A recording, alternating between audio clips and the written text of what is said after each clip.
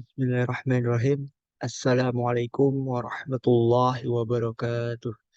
Innal hamdalillah nahmadu wa nasta'inu wa nastaghfiruh wa na'udzu billahi min shururi anfusina wa min sayyiati a'malina. Man yahdihillahu fala mudilla lahu wa man yudlil fala hadiya lahu. Asyhadu an la ilaha illallah wa asyhadu anna Muhammadan abduhu wa rasuluh. Amma ba'du. Yang kami hormati Ibu Laila Sari SAG MPD selaku dosen pengampu mata kuliah program pengalaman lapangan atau PPL 1 di Universitas Ibnu Khaldun Jakarta, dan teman-teman sekalian yang kami cintai, perkenalkan kami dari kelompok 11 akan membahas mengenai tujuan program dan manfaat praktik pengalaman lapangan. Sebelumnya perkenalkan, saya sendiri adalah Robin Sturomula. Nah, saya bersama dua rekan saya, yaitu Saudari Melda dan Saudari Siti Rohmadani.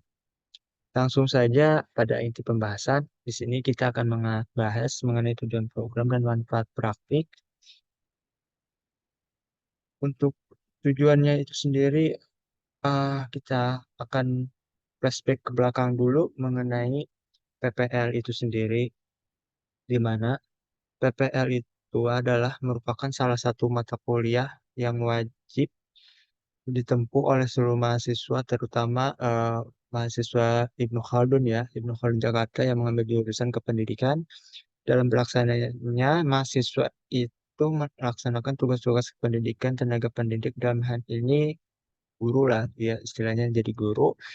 Nah, jadi kegiatan praktik mengajar dan kegiatan kependidikan lainnya. Di sini PPL ini memberikan pengalaman nyata kepada mahasiswa agar dapat mempersiapkan diri sebaik-baiknya sebelum terjun ke dunia kependidikan sepenuhnya. Jadi, ya, ini termasuk pembekalan. PPL ini adalah sebagai pembekalan untuk mahasiswa di dalam ah, sebelum pelaksanaan kegiatan, ah, melakukan kegiatan pendidikan di setiap sekolah, mitra-mitra sekolah ya. Serta dapat memperluas wawasan, itu pelatihan dan pengembangan kompetensi yang diperlukan dalam bidangnya, peningkatan keterampilan, kemandirian, tanggung jawab, dan kemampuan memecahkan masalah. Jadi itu mengenai PPL yang sudah dibahas oleh rekan-rekan kita sebelumnya. Lanjut saja. Oh, ada di sini kita membahas mengenai tujuan dari PPL itu sendiri. Kami membagi menjadi dua. Yang pertama adalah tujuan umumnya. Tujuan umum dari PPL ini adalah agar para mahasiswa mendapat pengalaman kependidikan secara faktual di lapangan dan sebagai wahana untuk mempersiapkan tenaga pendidik dan kependidikan yang profesional. Pengalaman yang dimaksud meliputi pengetahuan, sikap, dan keterampilan dalam profesi sebagai pendidik, serta mampu menerapkannya dalam penyelenggaraan pendidik dan pengajaran, baik di sekolah maupun di luar sekolah dengan penuh tanggung jawab. Jadi, tujuan umumnya itu adalah tujuan umum. Jadi secara generalnya, dan secara khususnya ini yang kedua adalah secara khusus. Secara khusus, eh, kita membagi empat, menjadi empat ya, kawan-kawan. Di sini eh, praktik pengalaman lapangan tujuan sebagai satu, terbentuknya kompetensi pedagogik. Kedua, terbentuknya kompetensi kepribadian. Yang ketiga, sosial, kompetensi sosial, dan keempat, profesional.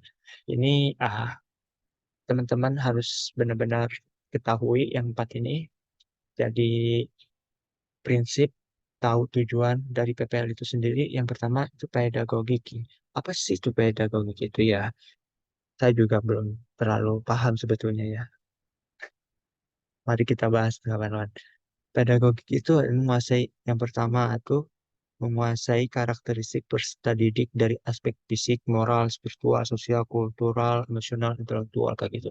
Menguasai teori belajar dan prinsip-prinsip pembelajaran yang mendidik kan. Yang ketiga itu mengembangkan kurikulum yang terkait dengan mata pelajaran yang diampu. Itu adalah merupakan salah satunya. Jadi memang dia itu ah, ini tuh berhubungan dengan uh, pendidikan kepada peserta didiknya. Kemudian terbentuknya kompetensi kepribadian. Yang kedua ya. Nah, tujuan yang kedua untuk kepribadian. Contohnya itu bertindak sesuai norma agama, hukum sosial, dan kebudayaan nasional Indonesia. Dan selanjutnya itu menampilkan diri pribadi yang jujur, berakhlak mulia, dan teladan bagi peserta didik dan masyarakat. Jadi ini tuh lebih kepribadian seorang gurunya gitu. Tadi kan untuk dia seorang guru kepada peserta didik ini sekarang dia internnya kepribadiannya gitu ya. Seperti itu. Selanjutnya adalah kompetensi sosial. Yang contohnya itu adalah bersikap inklusif, bertindak objektif, serta tidak diskriminatif karena pertimbangan jenis kelamin, agama, ras, kondisi fisik, apapun itulah. Latar belakang keluarga, misalkan si saya dirinya miskin, apa status sosial ekonominya gitu kan. Contoh lainnya tuh berkomunikasi secara efektif, empatik, dan santun dengan sesama pendidik, tenaga pendidikan, orang tua, masyarakat. Jadi ini tuh kompetensi sosial itu memang uh, jadi tidak hanya ke peserta didiknya, tapi ke masyarakat. Entah itu masyarakat itu termasuk adalah uh, teman sejawatnya, yaitu uh, pendidik sama sesama pendidik, masyarakat, ataupun ke atasan apa ya, sebagainya ya. Selanjutnya mengenai kompetensi profesional, ini yang terakhir tujuannya. Jadi ini tuh yang harus benar-benar yang sulit. Setiap orang tuh sulit untuk menjadi orang yang profesional karena mereka tidak tahu gitu ya. Karena pentingnya PPL itu adalah untuk menjadikan peserta itu apa peserta mahasiswanya itu menjadi profesional gitu, menjadi profesional dalam bidangnya gitu. Makanya adanya PPL ini ada sebagai pembekalan, di mana contohnya itu kompetensi profesional ini ya, menguasai materi, struktur, konsep, pola pikir, keilmuan yang mendukung mata pelajaran yang ampuh, menguasai standar kompetensi dan kompetensi dasar mata pelajaran yang ampuh gitu kan, mengembangkan materi pembelajaran yang diambil secara kreatif, mengembangkan keprofesionalan secara berkelanjutan dengan melakukan tindakan reflektif. Terus tuh memanfaatkan gitu. Kalau sekarang kan memanfaatkan teknologi informasi dan komunikasi untuk mengembangkan diri. Nah ini. Profesional itu mereka tidak menutup diri, selalu membuka, selalu transparan, selalu terbuka dengan pengetahuan-pengetahuan yang baru gitu. Jadi, ah, nah itu adalah tujuan dari PPL. Jadi ada apa ya kawan-kawan? Mahasiswa praktik yang memiliki pengalaman pendidikan langsung di lapangan sehingga praktik siap ketika terjun menjadi pendidik yang profesional, meliputi aspek pengetahuan, sikap, dan keterampilan dalam pendidikan, khususnya kita mahasiswa agama Islam ya tentu dalam bidang agama Islam, pendidikan agama Islam. Tidak hanya itu, praktik ini harus mampu bersosialisasi menjadi dengan melaksanakan seluruh tanggung jawab pengajian maupun kegiatan di luar menjadi profesionalnya itu adalah di dalam kelas, di dalam mengajar, maupun di masyarakat. Jadi tenaga pendidik itu memang dituntut untuk profesional, untuk mempunyai sikap yang lebih gitu ya. Mempunyai jadi suri tauladan untuk ya, siswanya, untuk peserta didiknya, maupun masyarakat setempat, masyarakat di sekitarnya. Karena tenaga pendidik itu memang lebih dilihat di dalam suri tauladannya. Seperti itu ya. Karena yang menjadi guru selalu menjadi suri tauladan. Semoga kita pun mampu menjadi orang-orang yang diteladan. Ya, selanjutnya ah, manfaat ya. Selanjutnya manfaatnya. Manfaat praktik pengalaman lapangan. Apa sih manfaatnya? Kita itu kami dari kelompok 11 nih membagi menjadi tiga manfaat praktik PPL ini. Yang pertama bagi mahasiswa, eh, bagi sekolah, dan sekolah yang atau mitra yang kita laksanakan PPL-nya nanti gitu kan ya. Terus bagi universitas itu sendiri. Yang pertama bagi mahasiswa ya menambah pemahaman dan penghayatan mahasiswa tentang proses pendidikan dan pembelajaran di sekolah. Kedua itu memperoleh pengalaman, pengalaman lagi ya, pengalaman pemahaman itu. Yang ketiga itu memperoleh daya penalaran, melakukan penelaahan rumusan dan pemecahan masalah pendidikan yang ada di sekolah atau lembaga yang mereka laksanakan PPL-nya itu. Keempat itu memperoleh pengalaman dan keterampilan untuk melaksanakan pembelajaran, kegiatan olahraga, juga jelas seperti itu ya. Selanjutnya itu lima, itu yang kelima pemberian kesempatan kepada mahasiswa untuk berperan sebagai motivator dan dinamisator bergerak ya, dan membantu pemikiran sebagai problem solver terhadap siswa dan warga sekolah. Jadi memang jadi sulit itu ada problem solver ya. Kita nanti semoga kita mampu menjadi orang problem solver ya. Dan kelamanya memperpendek masa studi mahasiswa. Ya. Selanjutnya eh bagi sekolah bagi sekolah mitra yang nantinya manfaatnya biasanya untuk PPL ini manfaat bagi sekolah itu memperoleh kesempatan untuk dapat andil dalam menyiapkan calon guru dan tenaga kependidikan yang profesional. Kedua, mendapatkan bantuan pemikiran, tenaga, ilmu, dan teknologi dalam merencanakan serta melaksanakan pengembangan sekolah atau lembaga ya. Jadi memang apa namanya, PPL ini seperti magang orang-orang yang magang. Kita ya ketika SMK, SMA itu magang kan ya, sama seperti itu, sama halnya seperti itu. Itu memberikan apa ya, bantuan terhadap sekolah, terhadap instansi yang kita eh magang itu atau PPL itu. Karena segi tenaga, segi banyak segala halnya, tenaga ilmunya, apalagi mahasiswa namanya mahasiswa selalu harus dituntut untuk melakukan inovasi-inovasi kreativitas sekolahnya, dan itu membangun biasanya kalau sekolahnya selalu menerima anak-anak mahasiswa PPL itu, dia akan terus berkembang sebetulnya. Dia akan terus berkembang dan terus maju. Mereka akan menyesuaikan gitu. Biasanya nggak mau tertinggal mereka. Dan malu gitu, ada rasa malu juga. Jadi ingin menonjolkan bahwa sekolah saya itu bagus, biasanya pimpinannya pimpinan sekolah itu seperti itu, dan memang memberikan hal-hal dampak yang positif ya, benar positif. Selanjutnya ketiga, meningkatkan hubungan kemitraan antar universitas, pemerintah daerah, sekolah atau lembaga sosial. Selanjutnya meningkatkan hubungan sosial kemasyarakatan di lingkungan sekitar sekolah. Jadi memang masalah ini adanya silaturahmi ya, yang sering. Selanjutnya untuk universitas sendiri memperoleh masukan perkembangan pelaksana praktik pendidikan, sehingga kurikulum, metode, pengelolaan pembelajaran dapat disesuaikan.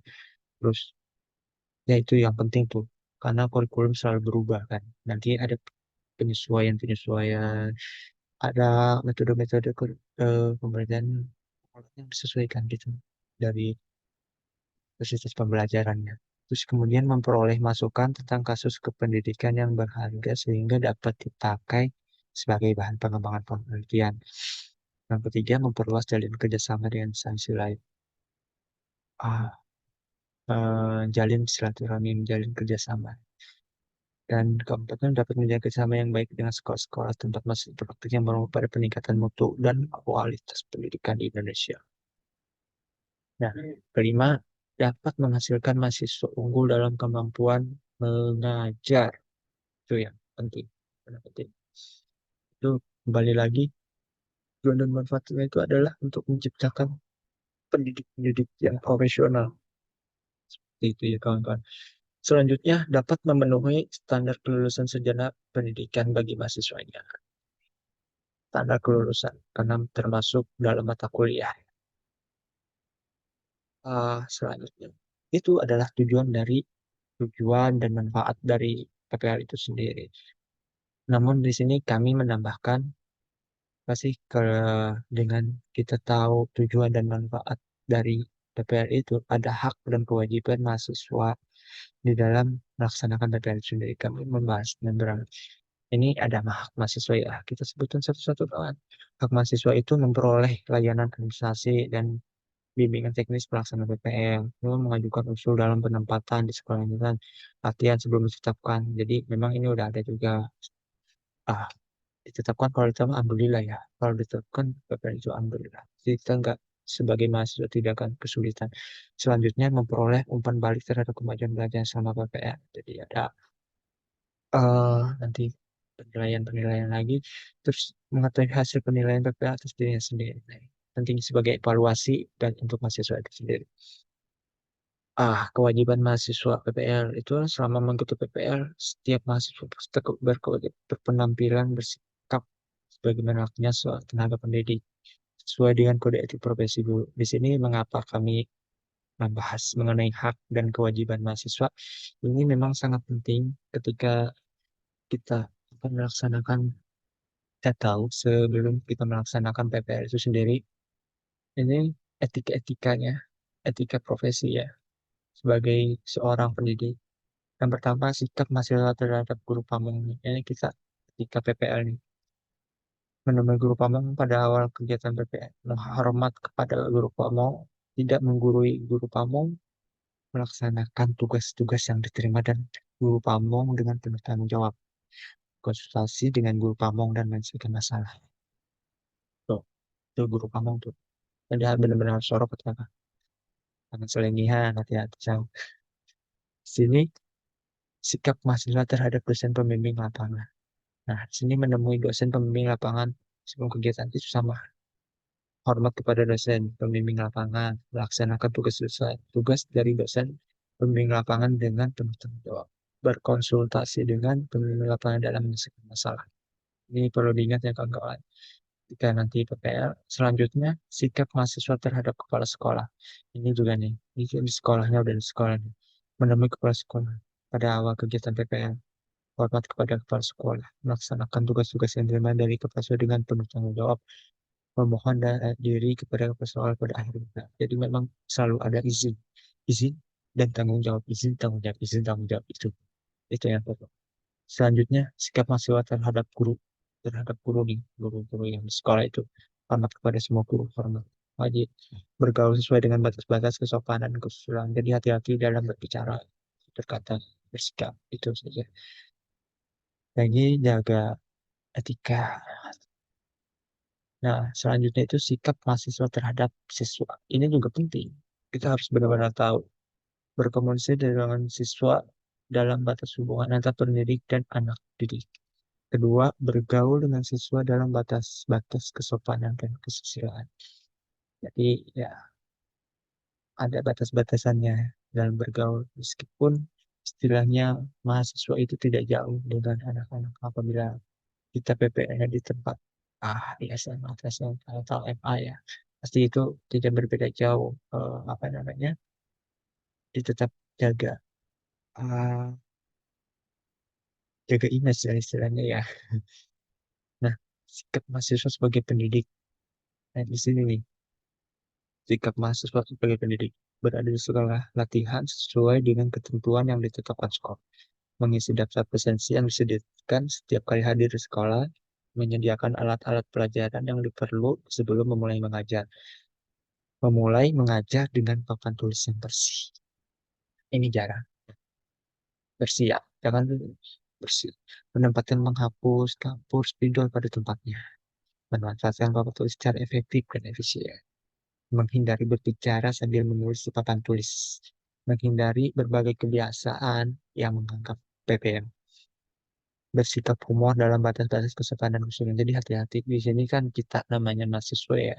Ah, humor-humor itu benar-benar udah biasa gitu kita lakukan ketika diskusi.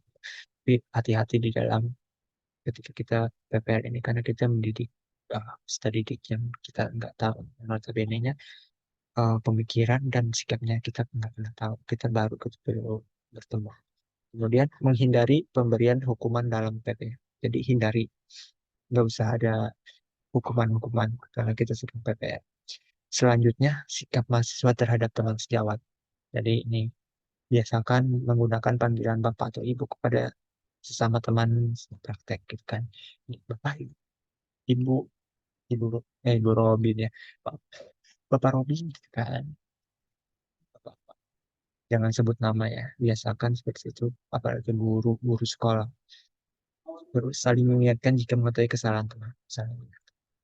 Saling membantu antar peserta PPA. Jadi saling bantu bergaul dengan sesama teman, praktek bahasa. Sopan santun, tidak menganggap dirinya lebih pandai dari teman yang lain. Lebih kurang, jangan itu ya, jangan sok ya. Selanjutnya, sikap mahasiswa terhadap tata tertib dan kebiasaan umum di sekolah. Memperhatikan, mempelajari, melaksanakan dengan baik tata tertib dan kebiasaan umum di sekolah.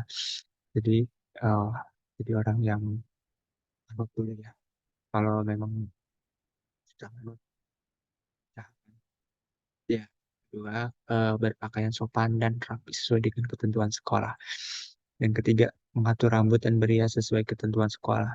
Membiasakan diri, memberi hormat dan salam kepada kepala sekolah, guru, dan karyawan sekolah. Jadi, kita nanti ketika PPL itu, biasakan ketika datang, bersalam kepada kepala sekolah, guru-guru, gitu. Jadinya apa aja, mau Assalamualaikum warahmatullahi wabarakatuh, atau selamat pagi Bapak Ibu, pagi, gitu. Itu meskipun hanya satu kata dua kata tapi memberikan sebuah kehangatan ya, ya seperti itu ya. Terus kemudian ah berusaha membaur diri dengan para guru sehingga tidak nampak sebagai kelompok tersendiri. Jadi ya, blok bikin blok-blok antar mahasiswa lagi, jadi membaur aja biasa gitu.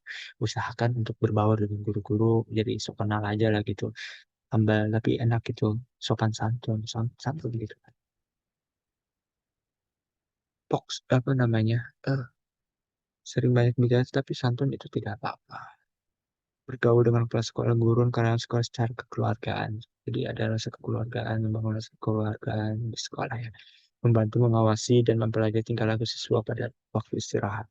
Menghindari merokok di sekolah ini yang tidak mengenal rokok sekolah. Karena di sekolah itu dilarang merokok sebetulnya. Bisa, meskipun boleh. Kalau di sekolah saya dulu pernah boleh. Tapi untuk kita mahasiswa PPL itu jangan ah merokok nanti saja ketika sudah pulang gitu aja. Terus kemudian meninggalkan sekolah harus seizin kepala sekolah. Jadi izin itu penting. Izin itu penting. Selalu diingat. Izin kemana pun harus ada izin.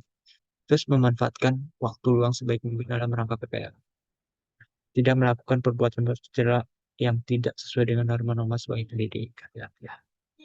Wajib hadir di sekolah latihan sesuai jam kerja sekolah sekurang-kurangnya 5 hari kerja dalam satu sulit bagi kelas karyawan. Semoga kita semua diberi kemudahan dalam kegiatan ini nanti mau dilancarkan. Ya, demikian presentasi dari kami kurang lebihnya mohon maaf apabila banyak kata yang kurang berkenan apabila saya berdaya. Assalamualaikum warahmatullahi wabarakatuh.